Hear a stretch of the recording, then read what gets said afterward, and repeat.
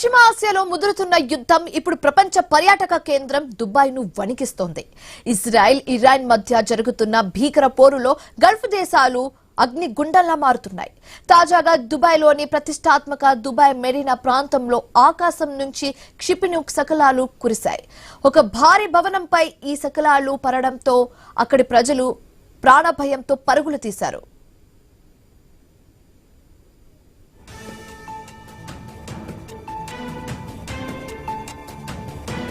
Dubai నగరం మరోసారి యుద్ధం నీడలోకి వెళ్లిపోయింది. ఆకాశ హార్ములకు పెట్టింది పేరైన దుబాయ్ మెరీనా ప్రాంతంలో ఒక్కసారిగా భారీ శబ్దాలతో క్షిపణి శకలాలు పడ్డాయి. ఒక బహుళ అంతస్తుల భవనం ముందు భాగాన్ని ఈ శకలాలు బలంగా తాకడంతో ఆ భవనం మొత్తం దెబ్బతింది. అయితే ఈ ప్రమాదంలో ఎవరికి గాయాలు కాలేదని, మంటలు కూడా వ్యాపించలేదని దుబాయ్ అధికారులు స్పష్టం చేశారు. దుబాయ్ మీడియా ఆఫీస్ ఈ విషయాన్ని అధికారికంగా ధృవీకరిస్తూ పరిస్థితిని అదుపులోకి తెచ్చినట్లుగా ప్రకటించింది.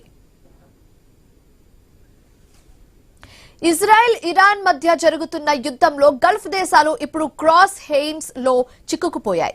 యుద్ధం మొదలైన మొదటి రోజు నుంచే ఇరాన్ తన ప్రతీకార దాడులను గల్ఫ్ దేశాల వైపు మళ్లిస్తోంది.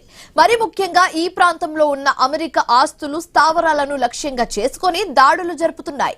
దుబాయ్ వంటి సురక్షిత నగరాల్లో కూడా ఇలాంటి ఘటనలు జరగడం పర్యాటకులు, స్థానికుల్లో తీవ్ర ఆందోళన కలిగిస్తోంది.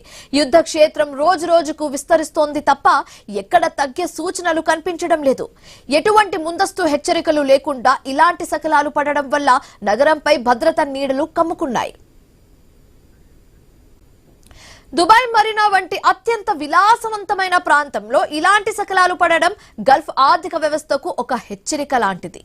ఇక్కడ ప్రాణ నష్టం జరగకపోయినా పదే పదే జరుగుతున్న దాడులు ఈ దేశాల భద్రతను ప్రశ్నార్థకంగా చేశాయి.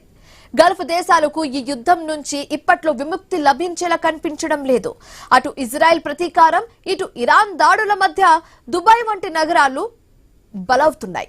ఈ ఉద్రిక్తతలు ఇలాగే కొనసాగితే గల్ఫ్ దేశాల పర్యాటక రంగం, అలాగే అంతర్జాతీయ వాణిజ్యం కుప్పకూలే ప్రమాదం ఉందని నిపుణులు హెచ్చరిస్తున్నారు. దుబాయ్ లాంటి సురక్షితమైన జోన్ లో కూడా యుద్ధ వాతావరణం కనిపిస్తూ ఉండడంతో ప్రపంచం మొత్తం ఇప్పుడు గల్ఫ్ వైపు ఆందోళనగా చూస్తుంది.